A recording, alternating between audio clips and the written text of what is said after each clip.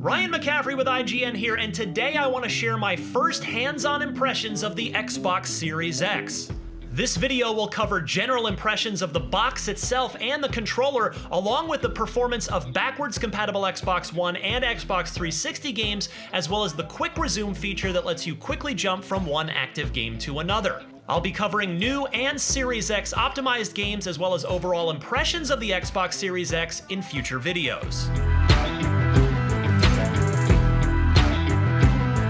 First, a word on the console itself. It is hefty, but in a good way. When you hold it, it feels like a premium $500 thing, for whatever that's worth. When you turn it on, the box makes the same startup chime the Xbox One family of consoles does, and I'm a bit disappointed in that, honestly.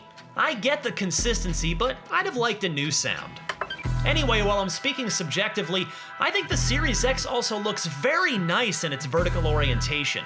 It looks bold and assertive in your entertainment center, with the concave, green-tinted vent perforations on the top adding a really nice visual appeal. I can't say the same when it's laying on its side, though. It looks more like a fireplace log that way. More importantly, this thing is quiet. It's almost inaudible when it's idle, and in Red Dead Redemption 2, for instance, it's still pretty quiet with the game running, much more so than the Xbox One X, which gets noticeably louder under full GPU load. We'll see how its acoustics are when I've got new games to put all 12 teraflops to use.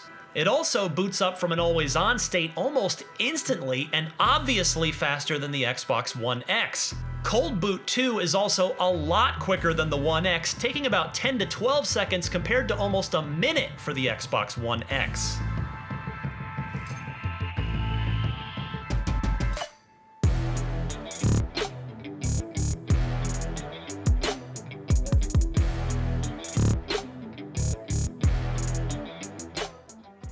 The new controller, meanwhile, is a slight improvement over the stock Xbox One controller. I like the new D-pad and the grip texture on the back handles and triggers, but it still pales in comparison to the Elite version 2 controller, which of course it should for how much the Elite costs. Thankfully, the Elite V2, just like every other Xbox One accessory that doesn't have the word Connect in it, works just fine on the Series X. Let's talk about storage next.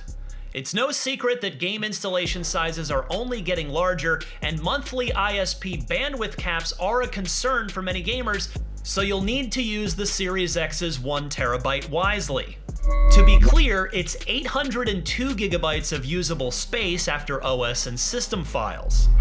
When you plug in the very pricey $220 Seagate 1 terabyte storage expansion that gives you all the benefits of the internal drive, it adds another 920 gigabytes of usable capacity. A more affordable alternative is to use a cheaper USB 3.1 external hard drive to store the next-gen games you're not playing and just shuttle them back and forth as you want them, sparing yourself the need to re-download them every single time. Besides, transferring between the Xbox Series X's NVMe SSD and a USB 3.1 external drive is pretty quick. Yes, you can play backwards compatible games off of an external drive, but you're going to want to run them from the internal SSD because the loading time advantages are significant. I ran tests with Red Dead Redemption 2,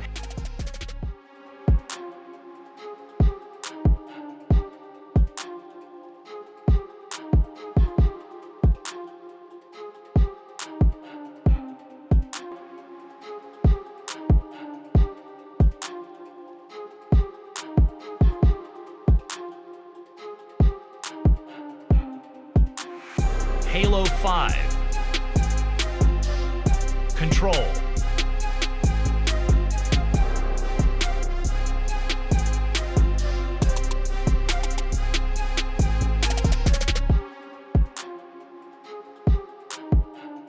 State of Decay 2, Grand Theft Auto 4, Fallout 4. The results varied from better to a lot better. Newer, more performance-intensive games like Red Dead 2 and Control saw the most benefit, but every test I ran yielded a noticeable advantage.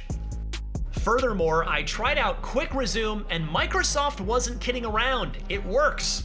I like that they even put a little quick resume icon in the upper right corner of the screen to let you know that you won't have to wait for the entire game to load from scratch.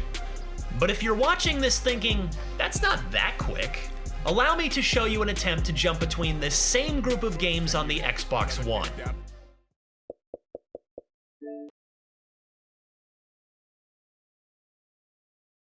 Bored yet? Alright, let's move on.